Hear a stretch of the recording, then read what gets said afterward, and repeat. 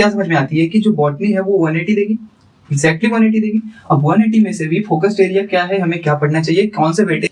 Hello everyone, welcome to this channel. This channel is only made for you guys and today I am going to share the strategy about how to deal with the botany syllabus in NEET exam. So NEET exam में basically देखो तो biology में दो parts में break कर सकते हैं, एक बॉटनी एक जियोलॉजी, ठीक है। अब बॉटनी जियोलॉजी में पहले देखो तो हम कितने कितने चैप्टर्स को कैरी कर रहा है, ये 18 चैप्टर जो कि 60% सिलेबस ऑलमोस्ट देख लो, ठीक है। 60% सिलेबस को ऑलमोस्ट बॉटनी कैरी कर रहा है। इसका मतलब कि अगर 60% कैरी कर रहा है तो ये मार्क्स भी अच्छे खासे कैरी करता होगा, ठीक है। यहाँ से यहाँ रिलेट कर सकते हैं। नीट के सिलेबस में टोटल बायोलॉजी की 32 चैप्टर्स हैं, ओके, जो कि टोटल हमें कितने मार्क्स, पूरे बायो कितना मार्क्स देता है हमें आपको पता है, 360 देता है, जो कि पूरे 720 के 360 50% मार्क्स को हमें दे देगा। तो इससे क्या समझ में आती है कि जो बॉटनी है वो 180 देगी, एग्जैक्टली 180 देगी। अब 180 में से भी फोकस्ड एरिया क्या है, हमें क्या पढ़ना चाहिए, कौन से वेटेज, कितना वेटेज कैरी कर रहा है कौन सा चैप्टर, वो हम देखेंगे कि 11th का चैप्टर है कि 11th या फिर 12th का चैप्टर है। और मैं पहले स्टार्ट करने से पहले ही मैं बता देना चाहता हूँ कि अगर आप किसी भी स्टेज पे हो, सपोज आप 11th में हो, 12th में हो या प्रिपरेशन स्टार्ट करना चाह रहे हो, इट डजेंट मैटर। ये मैटर करता है कि आप अगर अभी करना चाह रहे हो तो वो स्ट्रेटेजी कैसे होगी और आप कैसे अपने स्ट्रेटेजी यहाँ से कुछ सीखोगे, अपने अकॉर्डिंग कुछ बनाओगे, एक स्ट्रेटेजी बनाओगे, फॉलो करोगे, उस अनुसार अपने बनाना, वो अपने अकॉर्डिंग देख लेना। बाकी मैं एक प्रॉपर कैसे क्या करना है, कितने चैप्टर हैं, कैसे ब्रेक डाउन मैंने आपको समझा दिया, इस वीडियो में आपको समझा दिया। अभी देखता हूँ, समझाता हूँ, ठीक है।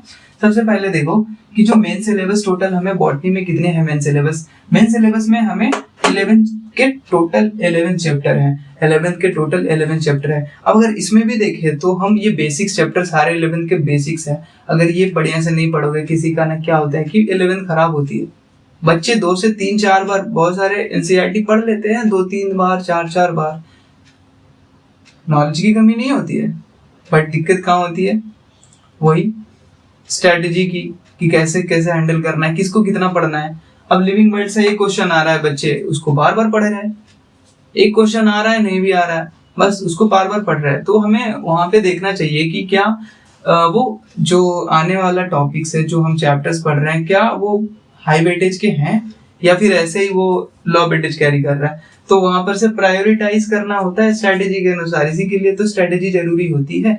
मैं ये नहीं कहता कि आप कुछ भी देखो, कुछ भी पढ़ो, नहीं, कुछ भी पढ़ो, लेकिन हमेशा ये ध्यान रखना कि अपनी स्ट्रेटेजी अपनी होती है। आप हमसे कुछ भी सीखोगे बट अपने अनुसार ही काम करोगे, ओके। तो देखो living world, biological classification, plant kingdom, और ये क्या है, ये टोटल फर्स्ट यूनिट को कैरी करता है, बॉटनी के पूरे फर्स्ट यूनिट, पहला यूनिट है। इसमें क्या है कि ये बहुत ही बेसिक्स है, आता है नहीं आता एक क्वेश्चन आता है, बट इसमें आपको ये समझना होगा कि इसके कैरेक्टर्स, जो लिविंग क्या है, नॉन लिविंग, लिविंग क्या है, बहुत सारे टेक्सोनॉमिकल थोड़े थोड़े कैटेगरीज वगैरह पढ़ने पड़ेंगे, बस बेसिक। बायोलॉजिकल क्लासिफिकेशन में एग्जांपल्स याद है तो बहुत बढ़िया, नहीं याद है तो फिर क्वेश्चन नहीं बनेगा, पहली बात। और प्लांट किंगडम में क्या होगा, प्लांट किंगडम में आपको बेसिक्स ब्रायोटेरिडो जिम्नो का पढ़ाया जाएगा और एग्जांपल्स याद करने होंगे। Morphology, anatomy and cell unit of life and biomolecules and cell cycle, ये इतना है ना ये चैप्टर। ये जो शुरू में ये स्ट्रक्चरल ऑर्गेनाइजेशन वाला पार्ट है, जिसमें कि आप लोग पढ़ेंगे मॉर्फोलॉजी एंड एनाटॉमी को।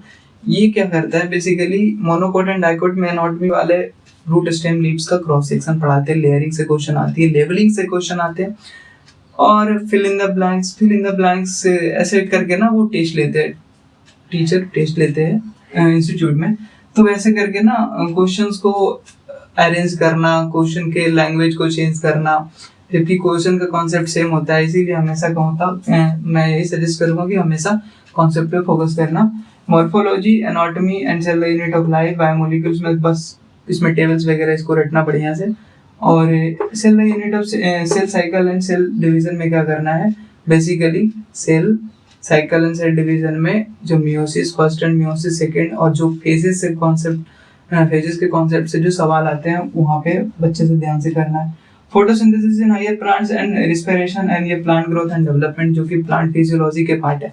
अब प्लांट फिजियोलॉजी थोड़ा कंसेप्चुअल है, बढ़िया बढ़िया टॉपिक है, C4 C3 cycle, photo respiration जो कि फोटोसिंथेसिस में है, रिस्पिरेशन में ग्लाइकोलिसिस है। तो इस सभी टॉपिक्स ना बहुत ही हाई वेटेज के माने जाते हैं इस पर्टिकुलर चैप्टर में, और जब भी क्वेश्चन आना रहेगा तो यहीं से आते हैं, इसीलिए हमेशा उसी को पढ़ो जो आते हैं। ओके, और फिर देखो 12th में तो सेक्सुअल रिप्रोडक्शन, ये जेनेटिक्स का दो हमारे पास, principle of inheritance and variation, molecular basis of inheritance. Okay, अब देखें तो माइक्रोब्स ह्यूमन वेलफेयर, ये बायोलॉजी इन ह्यूमन वेलफेयर का यूनिट का पार्ट है, जिसमें एक और है ह्यूमन हेल्थ एंड डिजीज जो कि जूलॉजी में आती है। ठीक है, तो इसको एग्जांपल्स इसका अगर याद रहे तो अच्छे से क्वेश्चन किया जा सकता है। बट ऑर्गेनिजम्स एंड पॉपुलेशन की बात करें और ecosystem and biodiversity and it's conservation, तो बेसिकली ये लास्ट वाला इकोसिस्टम वाला जो इकोलॉजी वाला पूरा यूनिट है ना, बहुत ही हाई वेटेज है भाई। इसको अगर अच्छे से कर लिया, इससे उसको अगर बढ़िया से कर लिया तो 5 से 7 10 क्वेश्चन तक आ जाते हैं और अच्छे से हो जाएंगे। और 10 क्वेश्चन मतलब 40 मार्क्स यार बहुत ज्यादा है। ठीक है, वैसे करके अगर हम सिलेबस तो देख लिए, मेन सिलेबस क्या है टोटल, इसमें टोटल 18 चैप्टर है, दिखा दिया। 7 चैप्टर 12th में, 11 चैप्टर किसमें है, किसमें 11th में। ये यहाँ तक सिंपल रही। अब बात यहाँ पे आती है कि फोकस्ड एरिया क्या होनी चाहिए। हम जब पढ़े तो कैसे अपने माइंडसेट को एनालाइज करें, कैसे माइंडसेट को फिक्स रखें कि क्या क्या आने वाला है। ठीक है, तो देखो ये जो फोकस्ड एरिया है उसमें हम क्रिटिकली हाई वेटेज टॉपिक को कवर करते हैं। ठीक है, सबसे पहले ज्यादातर रिवीजन में भी इसी चैप्टर्स को डालेंगे, और इसके चैप्टर्स के अंदर बहुत सारे टॉपिक्स हैं जो कि बहुत ही एग्जाम्पल्स, चैप्टर्स में बहुत सारे एग्जाम्पल्स होते हैं, बहुत सारे टेबल्स होते हैं, बहुत सारे डेटा होते हैं, वो हमेशा रिवाइज करते रहना है, बट इसको कॉन्सेप्चुअली भी स्ट्रॉन्ग करके रखना है। तो मॉलिक्यूलर बेसिस प्रिंसिपल जो जेनेटिक्स का पार्ट है बहुत ही ज्यादा इंपॉर्टेंट है। और बचा सेक्सुअल रिप्रोडक्शन और cell cycle and cell division और इकोसिस्टम एंड बायोडाइवर्सिटी, मैंने आपको पहले बता दिया कि ये सब लास्ट वाला। 12th के जितने भी यूनिट है वो बहुत ज्यादा वेट कैरी करता है एग्जामिनेशन में, क्योंकि 12th में ना बच्चे प्रिपेयर कर रहे होते हैं और वो साथ ही साथ देते हैं एग्जाम एज अ प्रेशर, तो वो भी माइंड सोच के चलता है गवर्नमेंट की, अच्छा ये बच्चा फ्रेशर होगा तो वो भी कर लेगा, तो वैसे करके वो पेपर सेट करता है। एग्जामिनर का माइंडसेट ऐसा ही चलता है। और मीडियम देखा जाए वेटेज तो कौन सा चैप्टर आते हैं इसमें, तो बेसिकली बायोलॉजी का 11th के चैप्टर बेसिकली हैं, जो कि है तो बड़े ही आसान बोल सकते हैं, लेकिन याद नहीं होगा ना तो आपसे क्वेश्चन नहीं बनने वाला। ठीक है, बेसिकली हमेशा याद रखो, जितनी रिवाइज कर सकते हो रिवाइज करो, उसके लिए स्ट्रेटेजी मैं बता दूंगा नेक्स्ट कभी वीडियो में बना करके। ठीक है, अब लॉ वेटेज की कैरी जो लॉ वेटेज कैरी कर रहा है वो चैप्टर्स हमारे यहाँ है, ये देख सकते हो आप। लॉ वेटेज 1-2 क्वेश्चन आते हैं, नहीं तो नहीं भी आते हैं। इतना कुछ बताने के बाद कि कितना चैप्टर है, टोटल 18 चैप्टर, कैसे वेटेज कैरी करता है, कैसे यहाँ से ब्रेक डाउन हुआ 11-12 वाले सिलेबस में, फिर ये टोटल 56.25 सिलेबस पूरा जो कैरी कर रहा है, कवर कर रहा है, तो ऐसे करके यहाँ से हम लोग इतना देख तो लिए, बट हमें ऑलमोस्ट उतना सब कुछ देखने के बाद ना हमें इस पे ध्यान रखना है कि आप जहाँ से भी पढ़ रहे हो राइट कंटेंट, हमेशा कंटेंट अच्छे होने चाहिए। दूसरा, राइट क्वेश्चन आपको मिलने चाहिए, right type of question, and यही राइट टाइप ऑफ क्वेश्चन करने के बाद आपको वो फील होगा कि हाँ हम एग्जाम के लिए प्रिपेयर हो गए हैं, एग्जाम रेडी हो चुके हैं। उसके बाद ये जब भी पढ़ो तो आप कॉन्सेप्चुअली अंडरस्टैंड हमेशा करो, कॉन्सेप्चुअली क्लियर रहो, अंडरस्टैंडिंग आपकी अच्छी होनी चाहिए। ये नहीं कि आप पढ़ रहे हो और रटाफिकेशन वाला, वो कि पढ़ लिए क्वेश्चन सोल्व हो गया, वो वाला जो कि एक लाइनर था रट के भी हो जाता है, वो वाला करके आपको वो कॉन्फिडेंस तो दे सकता है कि अच्छा ठीक है, बट एग्जामिनर जैसा कि आप ट्रेंड देख रहे हो प्रीवियस ईयर का, थोड़ा स्टेटमेंट दे रहा है, थोड़ा सा घुमाने का ट्राई करता है, बच्चों को थोड़ा सा उसमें उलझाने का ट्राई करता है। बेसिकली बायोलॉजी हमेशा आसान होती है और हमें उसी में टाइम बचाना होता है ताकि हम केमिस्ट्री एंड फिजिक्स में टाइम दे सके और अपने मार्क्स को, अपने रैंक्स को सिक्योर कर सके और अच्छे मेडिकल कॉलेज मिले। भाई मैं वही चाहता हूँ ना, तो आप भी वही चाहते हो। देखो, तो राइट कंटेंट हमेशा मैटर करता है, उससे राइट क्वेश्चन मैटर करता है। आप जहाँ भी पढ़ रहे हो वो दे रहे होंगे, डीपीपी में जो भी दे रहे होंगे, अंडरस्टैंड हमेशा करना, कॉन्सेप्ट समझना, ना कि रटाफिकेशन करना। डायरेक्ट क्वेश्चन आते हैं एनसीईआरटी से, तो एनसीईआरटी को अवॉइड मत करना, बिकॉज एनसीईआरटी माई बाप है, उसको समझ लो जैसे भी समझना है। और एनालाइज करना पीवाईक्यू को, अगर पीवाईक्यू आपसे एनालाइज नहीं होता तो बहुत सारे लेक्चर्स पढ़े हुए हैं, बहुत सारे वो पढ़े हुए हैं, वीडियोस ट्यूटोरियल पढ़े हुए हैं, उसको देख लो, नहीं तो वहाँ से हेल्प ले लो, जहाँ से ज्ञान मिल रहा है ले लो और किसी तरह से ये सभी को फिक्स करो।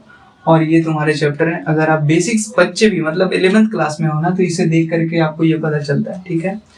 तो till then bye bye, see you soon and आपको मैं मिलूंगा नेक्स्ट किसी लेक्चर में, जिसको आपको जो रिक्वायरमेंट होगी वो बता देना, ठीक है।